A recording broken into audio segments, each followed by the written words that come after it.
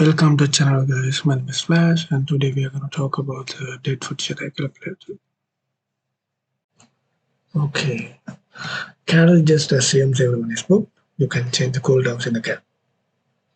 As soon as a skill comes off from the cooldown, depending on the given priority, the can will use it.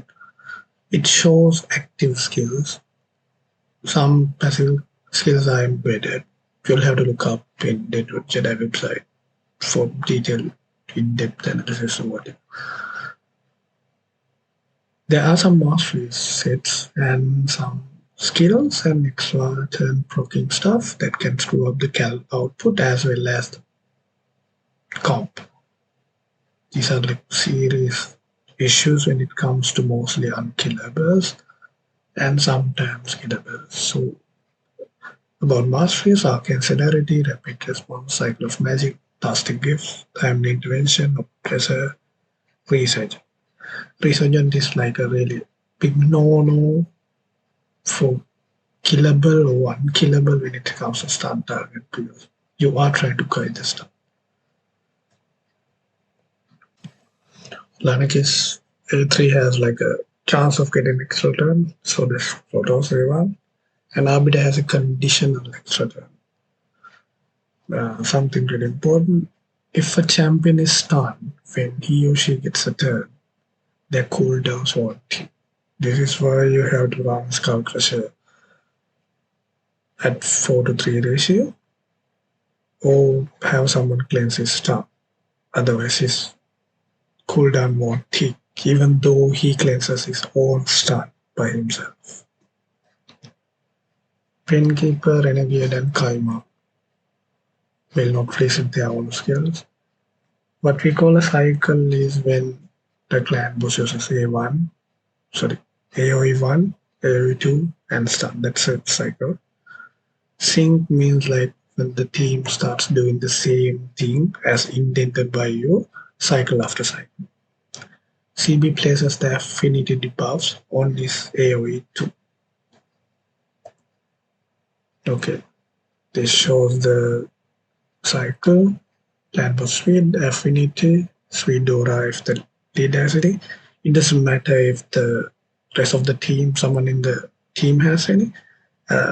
This only matters if the lead position has any.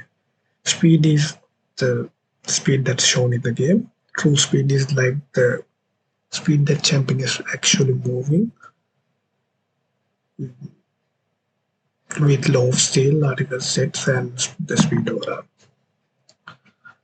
Okay, champion base speed. And there are some sets that can change the true speed as I said in the previous slide. And these are like the sets that can affect the true speeds. It's on the cal itself. So when you are putting things into the cal, you have to set the speed as well as the set and the law of state. And when it comes to base speed, you can change it.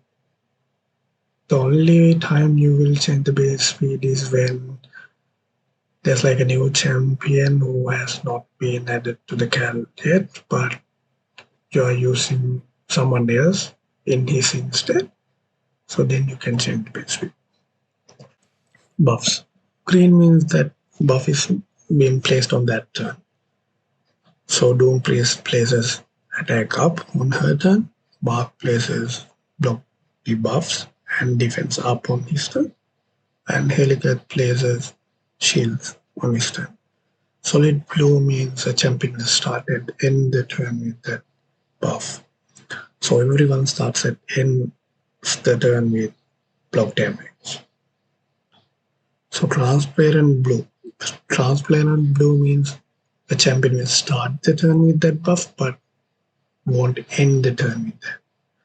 So if you look at Helicat, he starts the turn with block debuffs but does not end the turn with block debuffs, and it's AOE2, so without block debuffs this is not affinity friendly. If it is affinity friendly, he should have a solid block debuff cycle.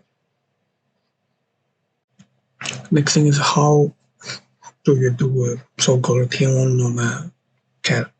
So first you need to decide the comp, then read it, see what's there, debuff, blocker, cleanse, Helicat, DPS and DPS. So if you click on this, there's like additional information whether it's supposed relentless, cycle of magic, lasting gifts, yada yada yada. And there's other information down there and how to do the affinity adjustments as well. So once you're done with those, just click on I don't know it ultra nightmare or nightmare. So I already have one setup. So for this I'll be using Helicat, Doom Priest, Fat Man, Turbo, and Skull Crusher. So Skull Crusher will be my designated stun target. This is what we call comping sync. So Helicat is dealing with the two AoEs using block damage, and Skull Crusher is dealing with the stun using Unkillable. So you might be thinking, yeah, but only Helicat has the block damage. No. If he places this on this turn, that means everyone on the team gets this. It's a team-wide buff. So the whole team is protected in both areas. Then the stun is dealt with. There are more wiggle room than the comp says. So see, like I can change the Dome Priest speed without it affecting the comp. So he still has block damage, unkillable. So I'm going low as 180. Okay, now it breaks. It changed. Doom Priest has to be going first at every turn.